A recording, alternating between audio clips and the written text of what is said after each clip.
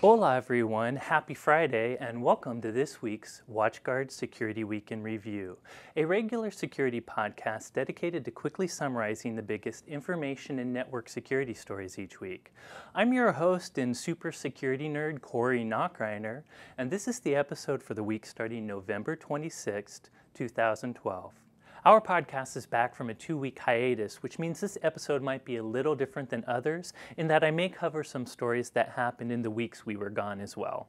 Let's jump right into the news with an update on an older story. A couple weeks back, we had a security story about a breach on South Carolina's Department of Revenue, where an attacker was able to steal the social security numbers and other relative personal data from over 3 million different victims. Over the past few weeks, the Department of Energy in the state of South Carolina has investigated this breach with private companies like Mandiant.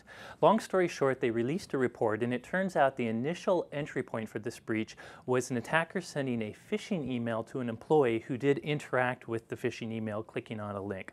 So it shows you how important it is to educate your users and have good security appliances to prevent these sort of email phishing attacks, such as our XTM and XCS appliance.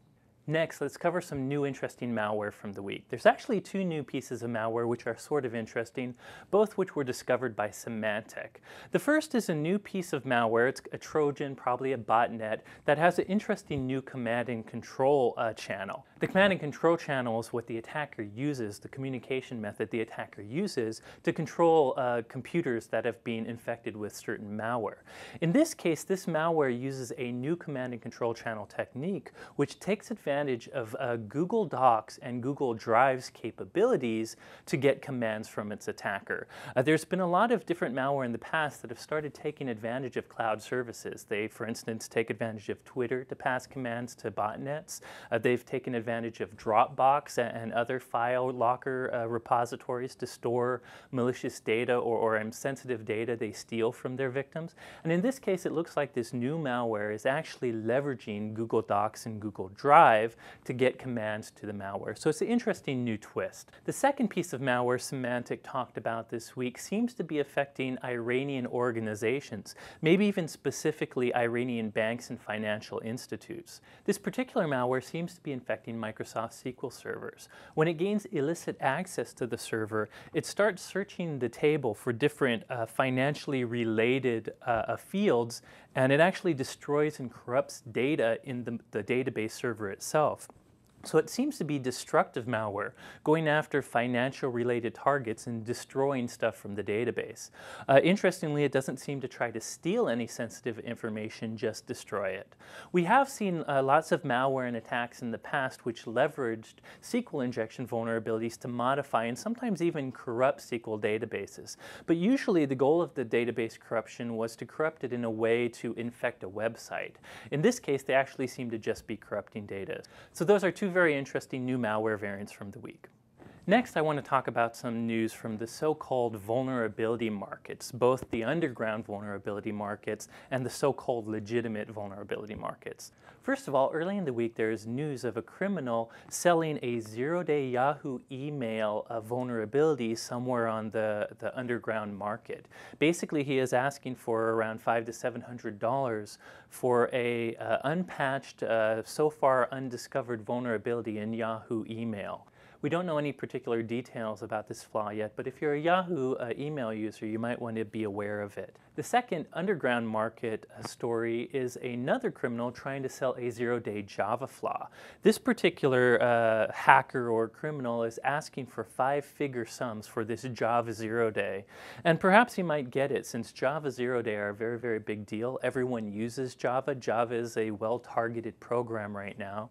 So apparently, according to Brian Krebs anyways, This underground attacker has an unknown flaw which he's trying to sell. Again, the only good news is so far this hasn't become public. We haven't heard of any exploits leveraging it yet. And the other thing you have to take into account with these so-called vulnerability market forum sales is you never know if the vulnerability is real. You know, criminals are not people that are trustworthy. Sometimes they are asking for money for vulnerabilities that don't exist. Nonetheless, there's other cases where they really are selling legitimate vulnerabilities, and many of the underground markets have ways to verify, and they have the moderator actually prove that this particular exploit is there before they allow him to sell it. So in any case, if you're a Java user or a Yahoo Mail user, be aware of these stories, as there may be new zero-day exploits coming out soon, and you'll definitely want to patch them when they have fixes. In other vulnerability market news, I do want to talk about a so-called legitimate company called Revuln. This is a company that makes its business by finding zero-day vulnerabilities in various products and then selling them to the highest bidder, specifically not telling the vendor. And I personally dislike these particular so-called businesses. I don't think they should be legitimate. I think they might as well be criminals. While you might argue some legitimate reasons for full disclosure or the idea of releasing a vulnerability before a vendor has time to patch, this whole idea of selling them and hiding them from the actual vendors so that different buyers can actually leverage them in the real world is just horrible in my personal opinion. In any case, the news from this week is Revuln apparently has found vulnerabilities, I think 30-some vulnerabilities, in various SCADA or ICS software and systems. So very big vulnerabilities that could affect industrial control infrastructure. And again, they're selling them to the highest bidder. So I personally don't like Revuln. I actually will talk a little bit about these vulnerability markets in my predictions, which will come out in December. But in any case, if you use SCADA equipment or ICS equipment at your organization, you should definitely be aware that researchers and attackers are targeting it, so security is very, very important. In breach news, a new hacktivist group who says they're not related to Anonymous apparently has gained access to the International Atomic Energy Agency servers, or at least one of their servers. In Pastebin, they posted their normal text manifesto document where they leaked the names of many email addresses and further hinted that they had other private information about these people that actually had accounts on these UN Atomic Energy Agency servers. Later, the UN Atomic Energy Agency actually confirmed that those emails did belong to them and that perhaps one of their servers have been breached.